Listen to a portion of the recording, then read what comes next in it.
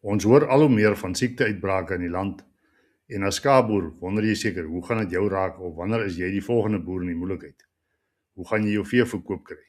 Ons sien die gemors wat in die gang is met back and closure, die geskarrel om dit te keer, die frustrasie onder die boere, die regering se versuim om iets daaromtrent te doen, die verval van infrastruktuur om te keer dat siektes oor ons land se grense beweeg, die onvermoë om beheer toe te pas. En wat gaan die regering daaromtrent doen? My vraag is, wat gaan jy as boer daaromtrent doen? Of wat kan jy as boer daaromtrent doen? Nou in hierdie video gaan ons 'n bietjie kyk na die belangrikheid van biosekuriteit in skaapboerdery. Ons definieer dit as die biologiese gevare wat produksie kan beïnvloed. Ons gaan fokus op die risiko's wat deur beide eksterne en interne bedreigings soos aansteeklike siektes, parasiete, ongewenste gene en indringerplante ingehou word, wat deur verskeie bronne ingevoer kan word, insluitende diere, mense en omgewingsfaktore. Ons gaan ook kyk na hoe kan ons produksieverlies voorkom deur effektiewe biosekuriteitsprotokolle, wat in die meeste gevalle eenvoudig en koste-effektief geïmplementeer kan word, maar ongelukkig is daar baie boere wat versuim om hierdie stelsels te implementeer. Baie welkom by hierdie video. As dit jou eerste keer hier is, ek is Bram Coetzee en ek is al vir meer as 30 jaar betrokke in die skaap- en wolbedryf in Suid-Afrika.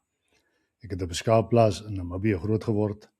Na skool het ek my BSc honeursgraad in skaap- en wolkunde aan die Universiteit van Stellenbosch voltooi.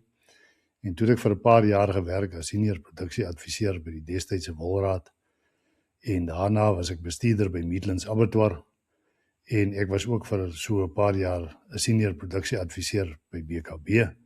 En toe was ek vir 10 jaar die besturende direkteur by Consortium. En ek is ook al vir die laaste 20 jaar die besturende direkteur van my eie maatskappye onder Amali, waarvan hierdie welvaart met skaap resorteer onder Amali Consulting. Die doel van my welvaart met skaap mentorprogram onder Amali Consulting is om skaapboere te help om te beweeg van finansiële onsekerheid, oneffektiewe bestuur en frustrasie na een van die top 20% skaapboere in Suid-Afrika. Nou ek maak gebruik van mentorboere wat tel onder die top 1% skaapboere in Suid-Afrika, as ook van kundiges op die gebied van finansies, voeding, dieregesondheid en weiveldbestuur. En ons help boere om hulle denkwyse te verander, om hulle beplanning te doen, behoorlik strategie uit te werk, stelsels in plek te kry en om hierdie stelsels suksesvol te implementeer, sodat hulle welvaart kan skep uit 'n goed bestuurde, winsgewende, volhoubare boerdery, wat hulle met trots kan oordra na hulle nageslag. Nou dit verseker die familie se nalatenskap, dit gee persoonlike bevrediging vir die boer en dit help hom om 'n betekenisvolle bydrae in sy gemeenskap te maak waar hy tans is. Die beste manier om uit te vind wat om te doen is eerstens om te bepaal waar staan jou boerdery. Is jy onder die top 20% of is jy onder die onderste 20% of is jy iewers hier in die middel? Want as jy weet waar jy staan, dan sal jy weet wat om te doen. My aanbeveling sal wees dat jy hierdie skaapboerdery evaluasie gaan doen. Dit is so 15 vrae wat jy kan beantwoord en dit sal vir jou baie goeie indikasie gee van waar jou boerdery staan. Jy sal die skakel vind reg onder hierdie video, in die beskrywing van die video of in die opmerkings. Dit sal sê WMS skaapboerdery evaluasie. Dan klik jy net op daai skakel en dit sal jou vat na hierdie evaluasievorm wat jy kan invul. As jy die vorm klaar ingevul het, dan kan jy net jou besonderhede invul en dan sal jy 'n telling kry. 'n totale telling en dan ook 'n telling vir die 3 afdelings, besigheid en mense, natuurlike hulpbronne, produksie en bestuur, om te kyk waar is jou tekortkominge en dan kan jy maar net die stappe volg daarvan af. As jy minder as 80% kry vir jou skaapboerdery evaluasie, dan sal my aanbeveling wees dat jy hierdie werkboek aanskaf, die 3 pilare van winsgewende skaapboerdery. Die skakel is reg onder hierdie video in die beskrywing of in die opmerkings van die video. Nou, die 3 pilare van winsgewende skaapboerdery handel oor besigheid en mense, natuurlike hulpbronne en dan skaapproduksie en bestuur. En dit sal jou help met jou denkwyse, jou beplanning, jou strategie, stelsels en die implementering daarvan. en hopelik sal dit jou vat na die top 20% skaapboere in Suid-Afrika. As jy voel jy het meer hulp nodig, dan is jy welkom om deel te word van my Welvaart met Skaap Top 20 mentorprogram. Hierdie mentorprogram loop oor 12 maande. So ons gaan in maand 1 en 2 doen ons beplanning en strategie en denkwyse, en dan in maand 3 tot 6 werk ons met begrotings en stelsels, en dan maand 7 tot 12 dan doen ons monitering, evaluering en verbetering. So die hele doel met die mentorprogram is om jou te help om binne 12 maande jou boerdery te vat van waar ook al jy jou bevind na een van die top 20% skaapboere in Suider-Afrika. Goed, kyk 'n bietjie wat bedoel ons met biosekuriteit en wat kan jy as boer daaromtrent doen sodat jy die risiko tot die minimum kan beperk. Nou hierdie is sleutelpunte en beginsels in biosekuriteit. Dis 'n dokument van Dr. Johan van Rooyen hier van Steynsburg in die Oos-Kaap. Jy kan hom skakel as jy wil. Hier sal ook reg onder hierdie video sal daar 'n skakel wees wat sê biosekuriteit wat jy kan gaan aflaai en dit iewers stoor vir jouself sodat jy in die toekoms daarna kan gaan kyk. Dit is 'n baie goeie dokument wat vir jou in detail sal wys wat jy moet doen, wat jy te doen staan en waarvoor jy versigtig moet wees. Nou, kom ons kyk 'n bietjie wat word bedoel met biosekuriteit. Biosekuriteit is die bestuur van alle potensiële biologiese gevare vir produksie wat van 'n eksterne of interne bron in die trop ingebring kan word. Die doel van biosekuriteit is die beheer, voorkoming of uitwissing van hierdie potensiële gevare. So jy moet weet wat dit is, en dan moet jy ook weet hoe kan jy dit beheer, hoe kan jy dit voorkom, of hoe kan jy dit uitwis. Nou kom ons kyk eerstens na eksterne bedreigings. Eksterne bedreigings is ongewerveldes, soos insekte, slakke, bosluise, myte, aansteeklike organismes, ongewenste gene en plante. Nou die eerste ene daar is interne parasiete. Hierso fokus die dokument op nuwe spesies en die weerstandbiedende stamme van haarworm byvoorbeeld. En wat jou te doen staan en waarna jy moet uitkyk of waarvoor jy uitkyk moet wees in terme van weerstandbiedendheid van wurms. Dan die tweede een hiervan is wat ons nou kyk is eksterne parasiete. Fokus op parasiete wat deur plaasdiere ingebring word, dipdiere, voor aankoms en tydens kwarantyne. Nou hier eksterne parasiete is soos myte, bosluise en wat kan jy doen om te voorkom dat dit by jou uitkom, en as dit by jou uitkom, hoe beheer jy dit? Dit is die fokus op eksterne parasiete, en dan as dit kom by aansteeklike siektes, dan is daar siektes met 'n kort inkubasieperiode. Dit sal sigbaar wees tydens 21 dae kwarantyneperiode. Met ander woorde, as jy die diere vir 'n 21 dae periode in kwarantyne het, kan jy hierdie probleem uitsorteer. Alle siektes met 'n kort inkubasieperiode. Daar is 'n lys van al daai siektes binne in die dokument wat jy kan gaan kyk watter siektes is dit. Dan is daar siektes met 'n lang inkubasieperiode. Hulle vereis toetsing tydens kwarantyne en 'n verkopersverklaring van die verkoper of die bron. En alle siektes met 'n lang inkubasieperiode dit gaan nie noodwendig wys as jy die diere in kwarantyne sit. Dit gaan nie noodwendig in daai tydperk wys nie. So jy moet seker maak daar is ook 'n lys van al hierdie siektes met 'n lang inkubasieperiode, dat as jy diere inkoop, dat jy 'n verkopersverklaring kry dat die diere siektevry is, of dat sou daai siekte by jou uitslaan, of jy hom identifiseer, dat jy daai diere kan terugvat na die bron toe. So dit is die siektes met 'n lang inkubasieperiode. Dan siektes wat voorkom as draers. 'n Subklinies of aanhoudende besmette diere kan eers na maande sigbaar word. Identifikasie, die instandhouding van aparte troppe en 'n verkopersverklaring. Dis wat hier vereis word. Hierso is goed soos ensootiese aborsie, goeders wat aborsies veroorsaak, wat hier in die laatdrachtigheidsperiode eers te voorskyn kom. So hier moet jy ook 'n verkopersverklaring hê om te sorg En as jy diere inkoop, moet jy sorg dat daai diere dat jy hulle apart paar dat wanneer daai probleem ontstaan, dat jy kan weet dit kom daarvan af. So, maar dit is belangrik, gaan lees daai dokument, maak seker dat jy verstaan presies waaroor dit gaan en hoe om dit te voorkom, hoe om dit te beheer en hoe om ontslae te raak daarvan. Dan siektes wat aborsies veroorsaak, sal slegs tydens swangerskap manifesteer. Bloedtoetse en geslagsgeskiktheidsondersoek word vereis, asook identifikasie en aparte troppe tot na die lamseisoen. Ek het nou net reeds dit genoem. So hierdie siektes wat aborsies veroorsaak, sal slegs tydens swangerskap eers uitslaan. So daar moet bloedtoetse en geslagsgeskiktheidsondersoeke moet gedoen word en dit sal vereis dat jy die diere identifiseer en in aparte troppe hou tot na die lamseisoen. Dis al manier hoe jy gaan weet dat daai goeders gaan uitslaan.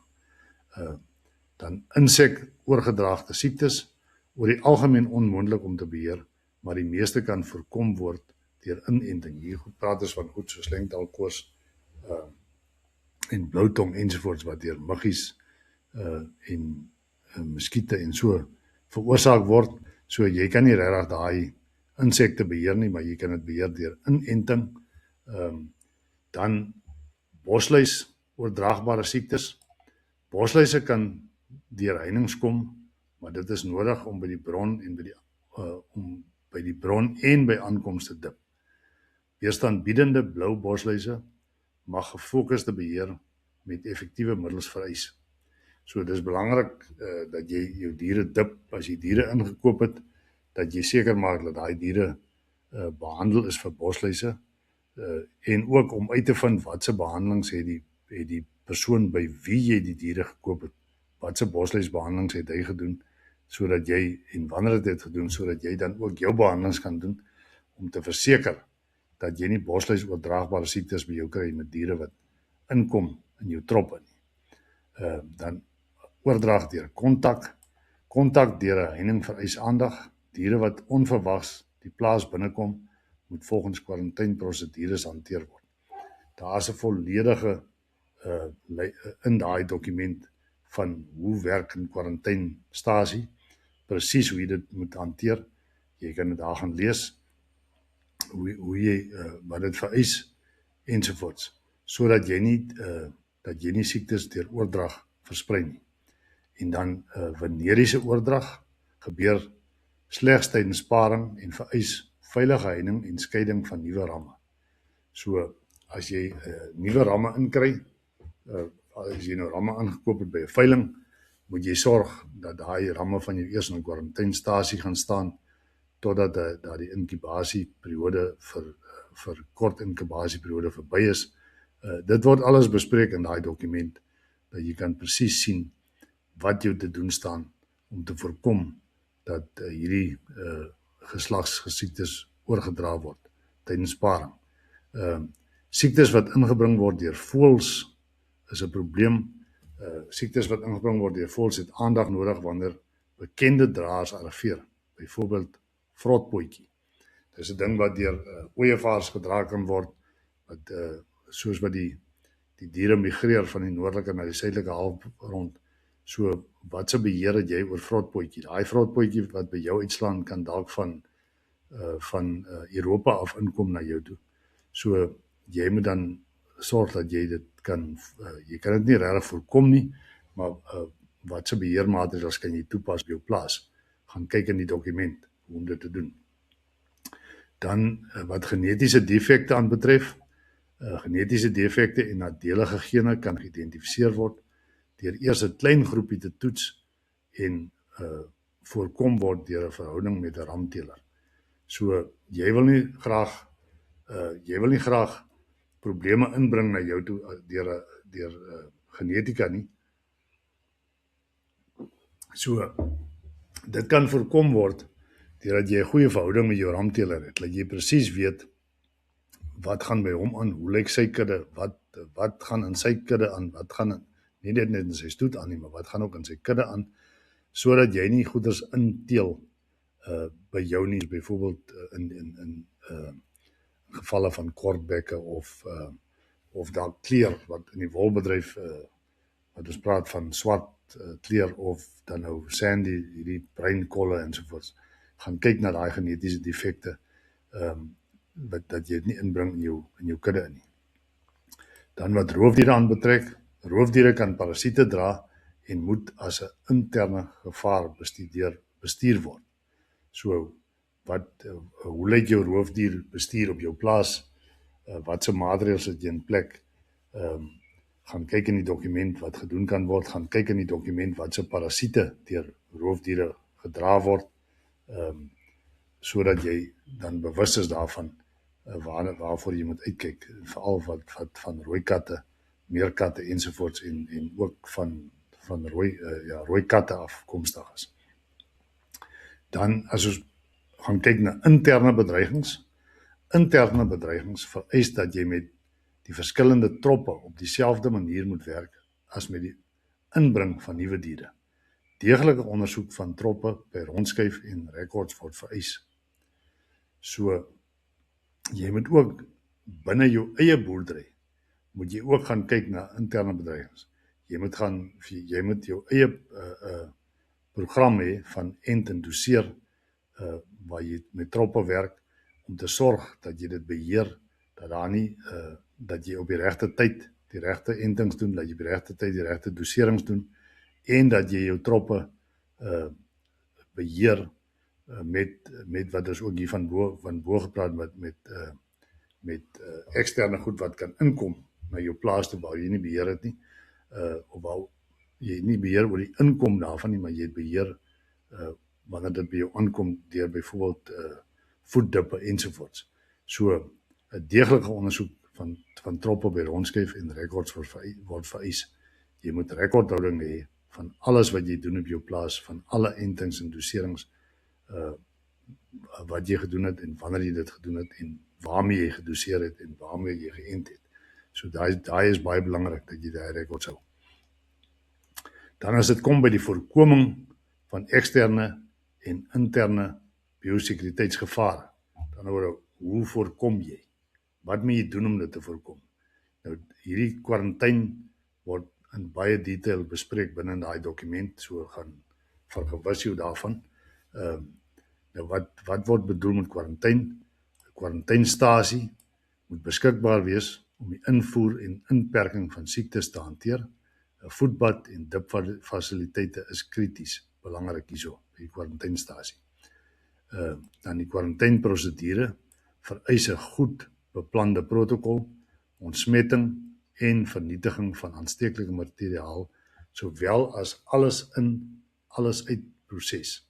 So daar moet 'n behoorlike prosedure wees, en standaard operasionele prosedures, hoe werk daai kwarantynstasie, sodat almal op die plaas presies weet wat daar aangaan, sodat jy nie iemand kry wat jy doen alles reg, en dan kom een van jou werkers en dan keer hulle die hele appelkar omdat hulle nie presies weet hoe werk die protokol van daai kwarantynstasie nie. Dan wat groepteling aanbetref, skoue, veldramme en veilinge vereis streng biosekuriteitsprotokol en kwarantynprosedures by terugkeer. Hierdie is 'n teelstasie vir probleme. Hierdie is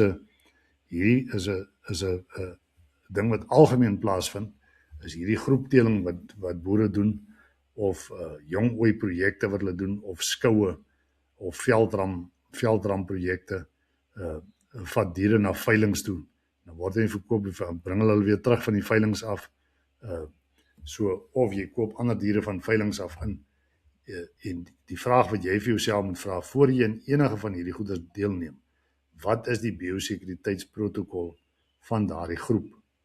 As jy by 'n groepteling betrokke raak, wat is die biosekuriteitsprotokol by daai spesifieke groep, of wat is die biosekuriteitsprotokol by skoue, as jy gaan skou, en die diere word tussen mekaar, dit word hanteer in die ringe in, almal kyk na die diere, almal maak ramme op, almal vat aan die goeders, die hanteerders, dis beddegoed wat rondskuif en rond lê binne in die skouringe, in die kampe, in die hokkies in.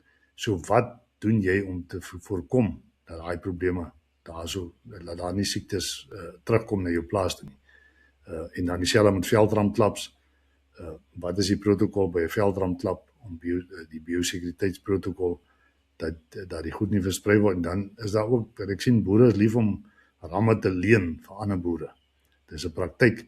Nou as jy daai ramme uitleen vir iemand, wat is die biosekuriteitsprotokol as dit na die boer toe, na wie toe dit gaan, en ook as dit weer terugkeer na jou toe. Wat doen jy om te sorg dat daar nie probleme ontstaan nie? Dan as dit kom by omheinings, is die belangrikste voorkomingsinstrument en die duurste. Omheinings is die belangrikste voorkomingsinstrument en die duurste. Gereelde patrollering en instandhouding is die sleutelaspekte. Nou hierdie is baie moeilik, want omheinings, daar is omheinings wat veronderstel is, soos byvoorbeeld met bek en klouseer teen die Kruger Wildtuin, wat eenvoudig net totaal tot niet gegaan het. Daar is nie meer enige beheer op daai heininge. Dit is totaal vernietig nie. Hoe gaan dit beheer word dat die bek en klouseer nie deurgebring word, die buffels en die goed wat heen en weer loop ensovoorts. Maar wat kan jy doen as kommersiële boer om te sorg? Jy moet sorg dat jou omheinings in stand gehou word. Jy en jou buurman moet 'n goeie verhouding hê, sodat jy kan sorg dat daai heininge absoluut in stand gehou word en dat daar nie goed heen en weer gaan. Dit is nie net diere wat heen en weer gaan nie, maar dit is ook goed soos vlakvarke en jakkalse en goeders wat tussen plase beweeg, wat die probleem kan veroorsaak. Dan 'n ander belangrike ding is kontrakwerkers, skeerspanne. So ons sê skeerspanne en ander operateurs, besoekers en voertuie vereis goeie vooraf kommunikasie en 'n proaktiewe benadering wat moontlik teenstand kan ondervind. So, wat is jou reëls op jou plaas wanneer daar skeerspanne inkom of wanneer daar ander operateurs kom op jou plaas, soos met klasdae ensovoorts, as daar besoekers en voertuie, trokke wat inkom na jou plaas toe, wat is jou protokol rondom daai goeders? En hoe kommunikeer jy dit, dat almal kan verstaan, dat hierdie is 'n belangrike ding om te voorkom, dat daar nie siekte-uitbraak op jou plaas kom nie. So, dit moet gekommunikeer word.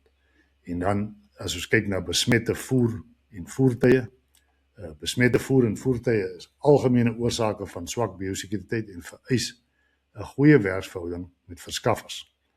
So, jy kry voer in van jou voerverskaffer af, en jy weet nie wat in daai voer is wat daarby aankom nie. Die bale, daar kan dooie voeltjies wees, daar kan muise wees, daar kan klomp goeders in daai voer wees, wat 'n probleem kan veroorsaak by jou.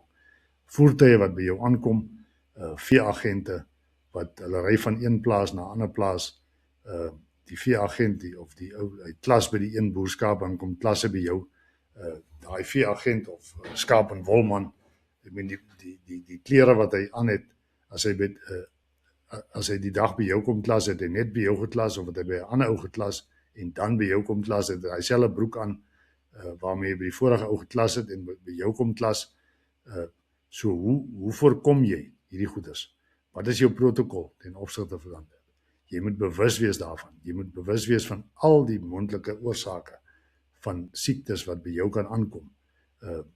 So, dan as ons gaan kyk na waterweë, waterweë kan 'n bron van siektes en parasiete wees en mag heininge vereis.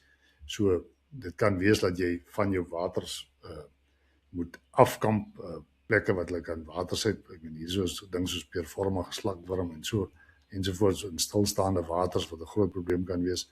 Maar ook, as jy op die onderkant is van afloopwater, kan dit wees, ek weet goed, soos byvoorbeeld boetebos, wat versprei, wat van die buurplase af inkom na jou toe.